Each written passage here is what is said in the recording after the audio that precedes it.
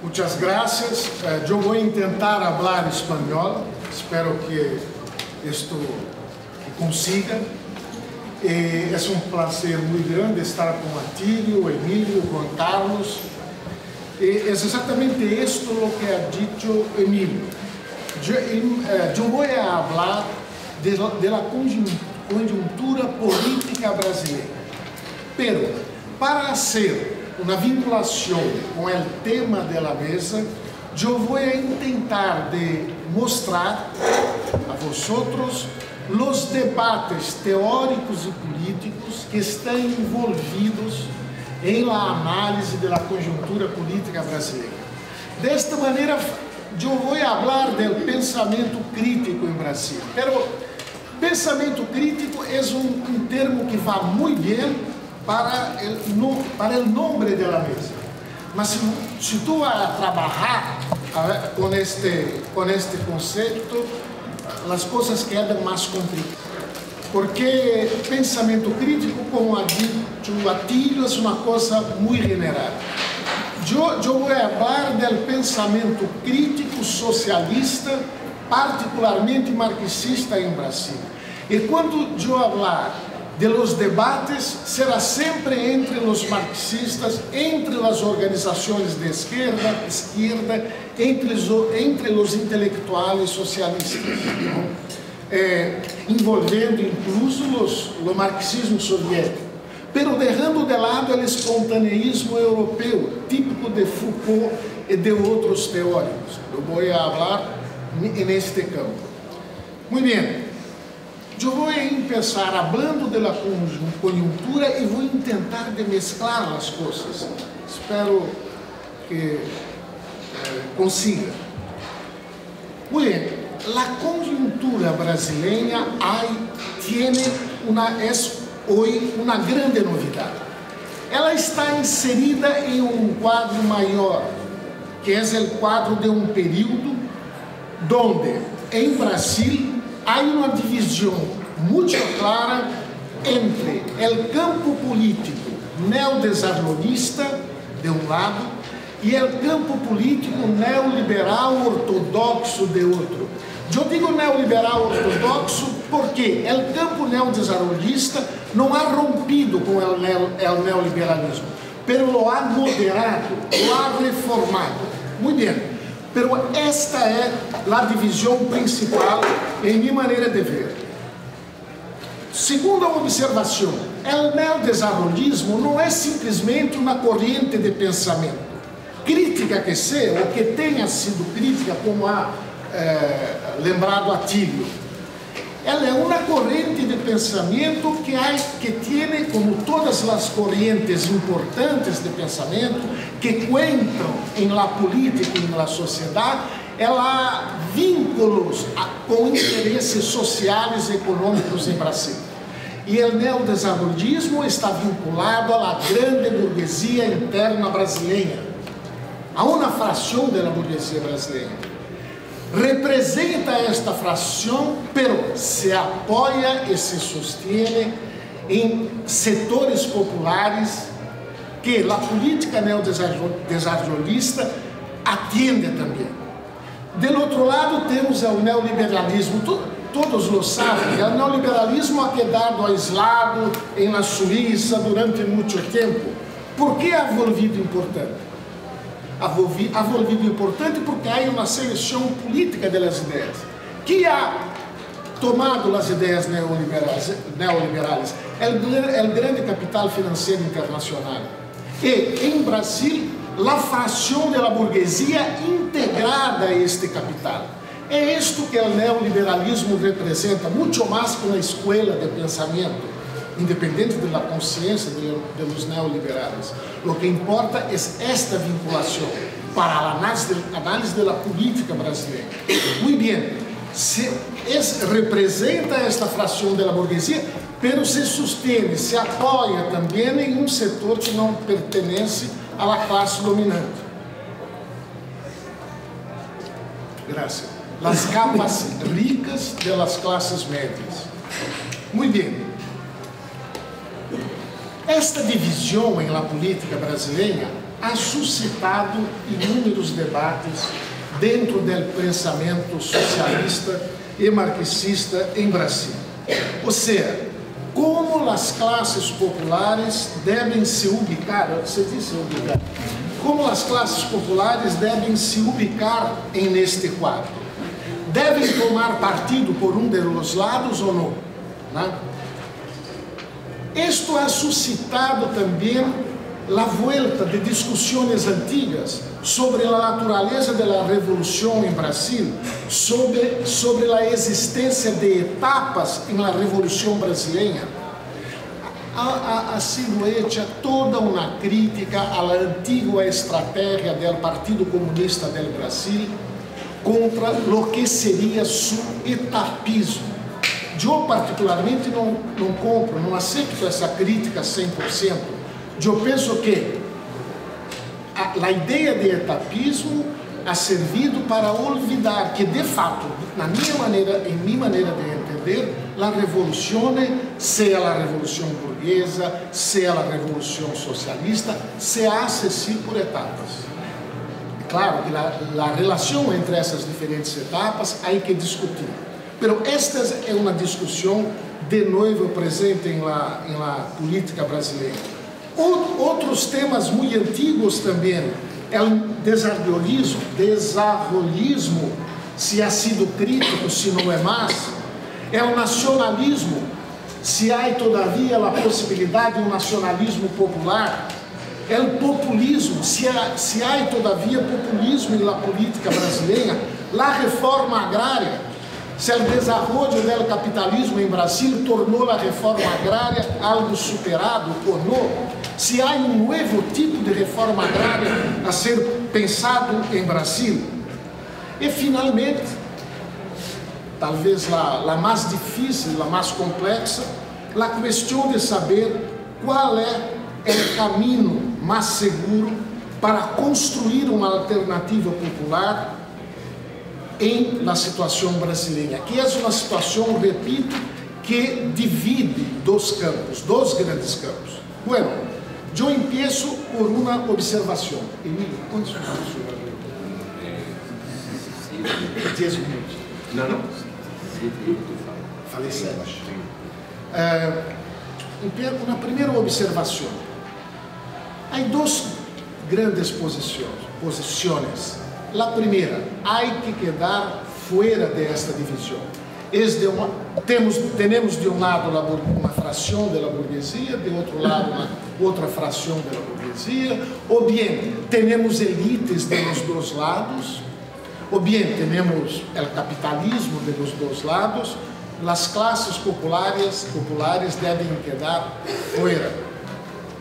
Bueno, as organizações e os intelectuais que han escorrido este caminho são, em minha avaliação, aislados politicamente em Brasil.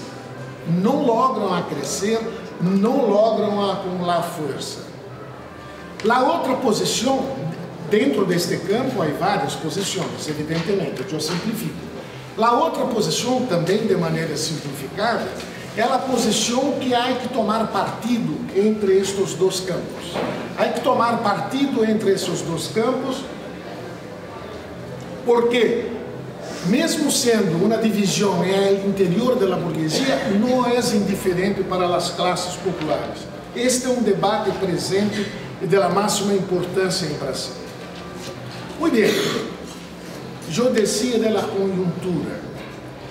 Qual é a novidade desta conjuntura?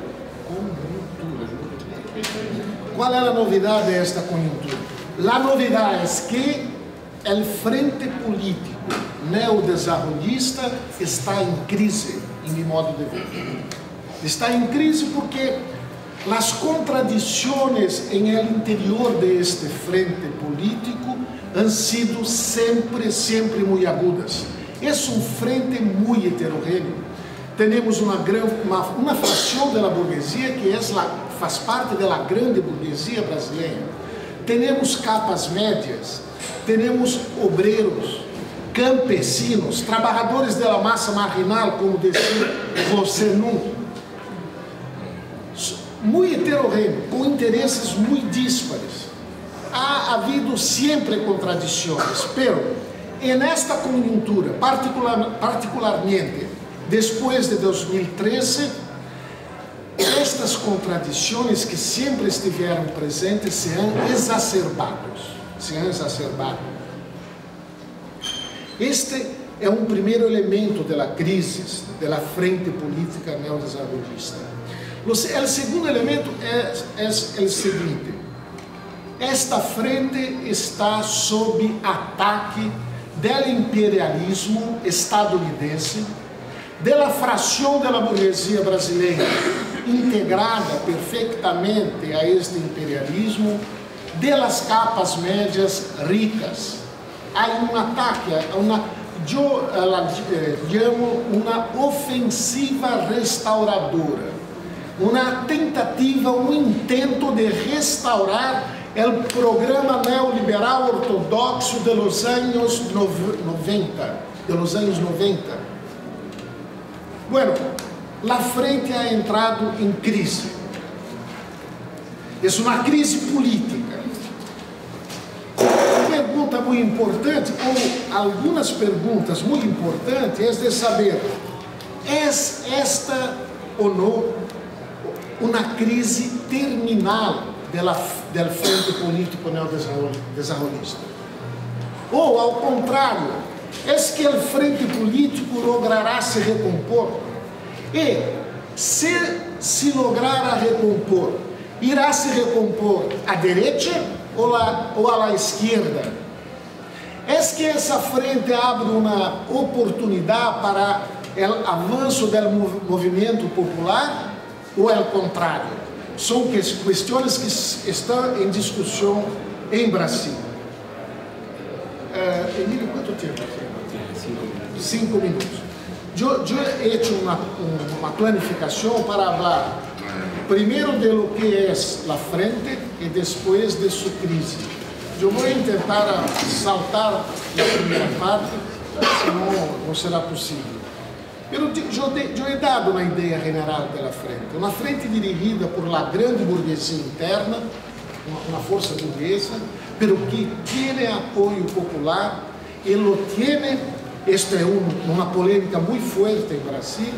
Lo tiene não porque as direções de los movimentos populares foram cooptadas por el governo do Partido de los Trabalhadores, mas porque esta política neodesenvolvista tem sim uma política social que atende a interesses, ainda que secundária e mesmo marginalmente, de amplas capas de los trabalhadores. Então, esta é uma ideia geral da frente. Pero a existência dessa frente trouxe de uma maneira tão forte em Brasil o debate sobre o nacionalismo, o populismo, a reforma agrária. Eu teria anotado para cada aspecto da frente, del frente político, um debate que ele suscita, pero não será possível. Eu vou falar rapidamente da crise. O que ha ocorrido para que o frente político entrasse em crise? Eu penso que há, em primeiro lugar, algumas condições generais. O primeiro é a caída do crescimento econômico, ou seja, uma situação nova, onde não se trata mais, evidentemente, de repartir o que se ganha, pero decidir a repartição de lo que se vai perder. Isto ha criado uma turbulência, uma dificuldade muito grande para a frente neodesenvolvista.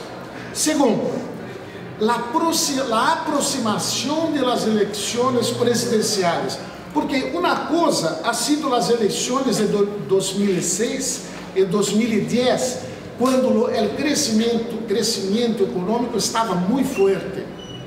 Agora não, agora o crescimento está muito débil e a eleição ha coincidido em el tempo com esta caída do crescimento. Uma terceira condição general da crise, então, a caída do crescimento, a aproximação da eleição presidencial.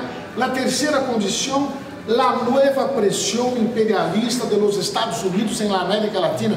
Não é solamente em Venezuela que o governo dos Estados Unidos coloca seu dedo, não é solamente lá. É também na Argentina, em Brasil, de maneiras diferentes, é verdade? Mesmo porque nem em Brasil, nem em Argentina se tem um governo tão avançado como em Venezuela. Pero em Brasil e em Argentina também isto ocorre. Em Brasil há uma pressão enorme da FMI, que um mês sim, outro mês não, tira documentos contra a política econômica do governo brasileiro. Há as agências de avaliação de risco internacional que pressionam para baixo a avaliação da economia brasileira. Há a prensa internacional, etc, etc, etc. Estas foram as condições generais da crise, mas as condições específicas han sido esta exacerbação de contradição. O movimento sindical vem crescendo em número de greves, em obtenção de aumento salarial, e isto empieza, quando se sube muito, empieza a perturbar os acordos que existem dentro da frente. O movimento campesino, olha, tu tienes um movimento campesino que ha recebido uma política social específica de financiação pública, de mercados institucionais, mas os campesinos se enterram. O campesino pobre ha recebido muito pouco, quase nada, da política social da frente neodesenvolvista. Isto é uma parte interessante da crise, há toda uma capa das classes médias que pudieran chegar à universidade graças à política educacional dos governos do PT, pero que não encontram agora emprego no nível que queriam e pensavam que poderiam encontrar. Isto estuvo em la base das manifestações de junho de 2013.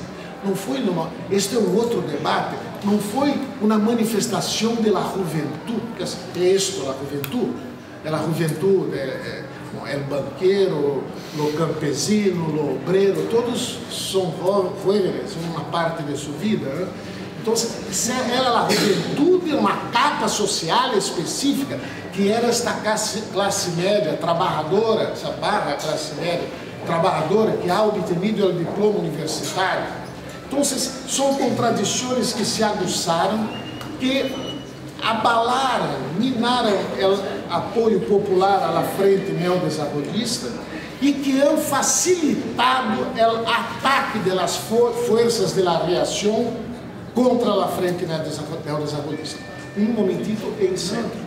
Não estou a dizer que a luta popular deva parar para não ser o jogo da direita. Não estou a dizer isso. Há inúmeras lutas populares em Brasil que estão em curso este ano. Temos eleições, temos lutas e o pensamento crítico deve sustentar essas lutas. Pero vou dizer sim que há lutas que são sim instrumentalizadas por la direita. Dou um só exemplo. Talvez o mais importante, a grande mídia, a prensa, a rádio, a televisão, ha estimulado claramente em Brasil um movimento contra a Copa do Mundo. Não vai haver Copa, era isto a palavra de ordem. E este era um movimento que não aportava nada ao movimento popular, e solamente hacía desgastar eleitoralmente a candidatura do governo e favorecer a candidatura e a eleição de los candidatos da direita. Não digo que os populares que estavam neste movimento queriam isto, não é isto que estou a dizer, mas estou a dizer que ha sido um movimento muito estimulado por la mídia e que ha justamente encontrado recepção em o movimento popular, porque hoje o movimento popular na América Latina está muito tomado por el espontaneísmo. Há um preconceito. Há um prejuízo contra a organização popular, contra os partidos políticos, contra a luta por el poder do Estado, a mi modo de ver, há um preconceito. E isto faz com que os movimentos populares quedem muito vulneráveis a estas tentativas de instrumentalização da direita. Pero, encerro, espero ter conseguido dar um recado e me desculpa se ultrapassei o tempo. Graças.